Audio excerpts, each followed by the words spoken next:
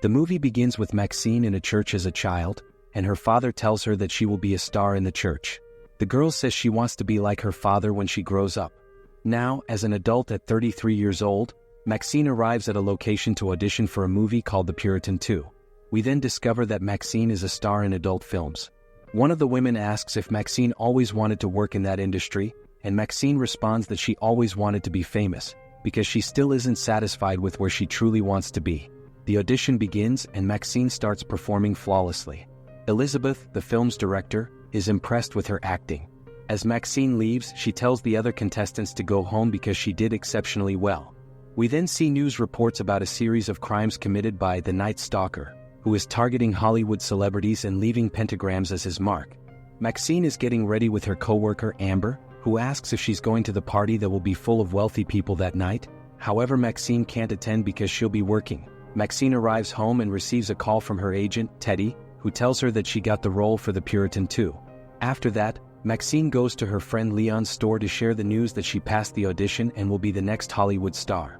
Maxine then picks up the cover of The Puritan 1 and says that her face will be on the next cover. Then Leon says he'll order pizza and champagne for them. Next, we see how the city of Los Angeles looks in the 1980s. Maxine is at work, dancing for a client dressed in black, but it seems the guy isn't very impressed with what he sees. Moments later, Maxine meets another co-worker named Tabby, who is worried about the Night Stalker. When Tabby stops to eat a hot dog, Maxine reveals that she passed the audition for a Hollywood movie. Upon hearing that Maxine will be acting in a horror film, Tabby remarks that Maxine won't make it to the top and also mentions that she has a party to attend. As Maxine is on her way home, she passes by a TV that's reporting on the Night Stalker, who is terrorizing the city of Los Angeles. Maxine enters a dark alley and struggles to open the door to exit. She turns around and sees a man who pulls out a switchblade. Panicking, she tries to open the door again. When the man lunges at her, Maxine quickly draws a gun. The man drops his knife and claims it was just a joke. Maxine orders him to take off his clothes, and after he complies, she forces him to lie on the ground and then wounds his lower body. After celebrating, Maxine falls asleep next to Leon while they were watching The Puritan. At this moment, someone knocks on the door, and when Maxine goes to check, she can't see who entered the elevator. She finds an envelope containing a tape with her name on it. She plays the tape and sees a scene from her film, but she quickly removes it before Leon can see the embarrassing footage. Leon says goodbye to Maxine, who is in the bathroom. The next scene shows a man named John talking to someone about whether he managed to find the girl he mentioned. The following scene reveals Tabby and Amber captured and everything being filmed. A man approaches Tabby, and as he covers her mouth, the footage cuts off. The next day, one of the film's collaborators says she will make a mold of Maxine's head for the final scene and that Maxine needs to sit still for 10 minutes. The woman then notices a scar on Maxine's arm and becomes curious about it. Maxine explains that it's from a gunshot but prefers not to disclose how it happened. The woman starts the timer and says she'll be back soon. As the woman leaves, Maxine starts to feel restless, breathing deeply, and begins to have terrifying memories from her past. Suddenly, Maxine feels as if someone is holding her and she falls to the ground. The woman returns, sees Maxine lying on the floor, and becomes worried, urging her to calm down. Next, we see detectives Williams and Torres arriving at a crime scene. They are informed that the victims are two women and that the Night Stalker is likely responsible. One of the film's producers hands Maxine a copy of the script and the schedule, and tells her that Elizabeth has scheduled a meeting with her.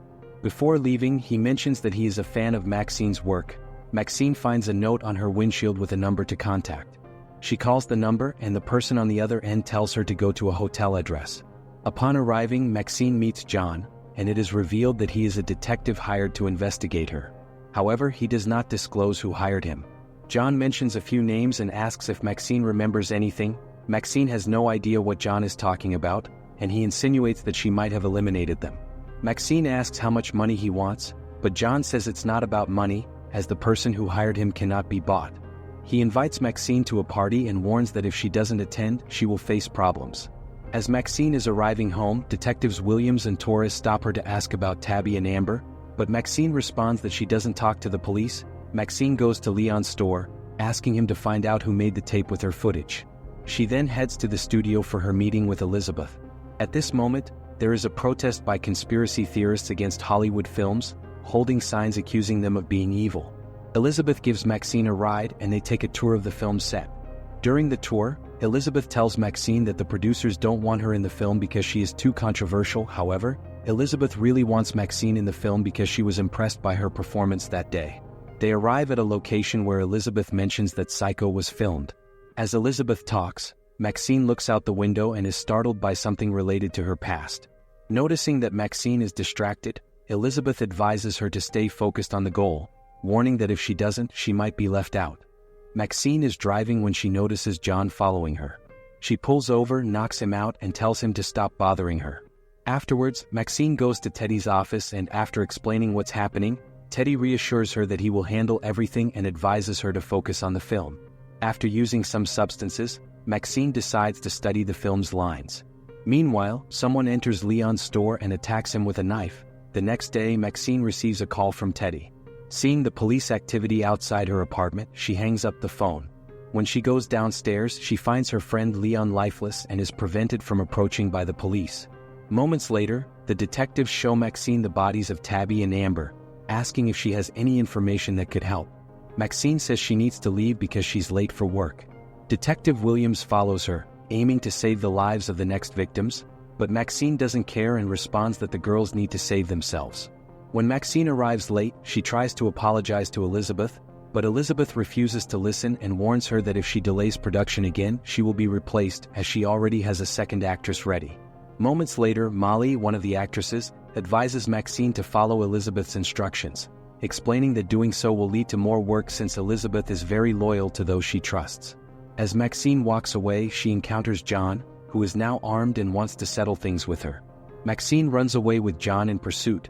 During the chase, Maxine enters the house where Psycho was filmed. As John attempts to follow her inside, a security guard appears and says he cannot enter. John then pretends to be simply curious about the famous house from the film, and both he and the guard leave. As Maxine is about to leave, Elizabeth tells her that this film is her chance to prove she is a great director and that she doesn't want anyone to ruin it. Elizabeth then gives Maxine a few days off to relax and clear her mind for a better performance. Later, Maxine goes to the party John mentioned. As she dances, John follows her and upon entering the bathroom begins checking the stalls, realizing Maxine has escaped through the window. He eventually finds her, but he is attacked and handcuffed inside a car by Teddy's henchmen. John tries to plead for mercy, but he is squeezed into the car, and Teddy tells Maxine to leave and let them clean up the mess. At that moment, Maxine realizes that the people who were eliminated had been at the party at the mansion of the wealthy, so she decides to go there to check it out, but she doesn't realize that she's being followed by Williams and Torres. Maxine enters the house with great caution, and as she goes upstairs, she hears a recording from her childhood. When she approaches and opens the door, she sees a video on the TV of her as a child in the church. At that moment, Ernest, her father, appears and reveals that he was behind all the crimes and the protests against Hollywood films. He did this because he believes Hollywood stole her from him and that this evil now resides within her.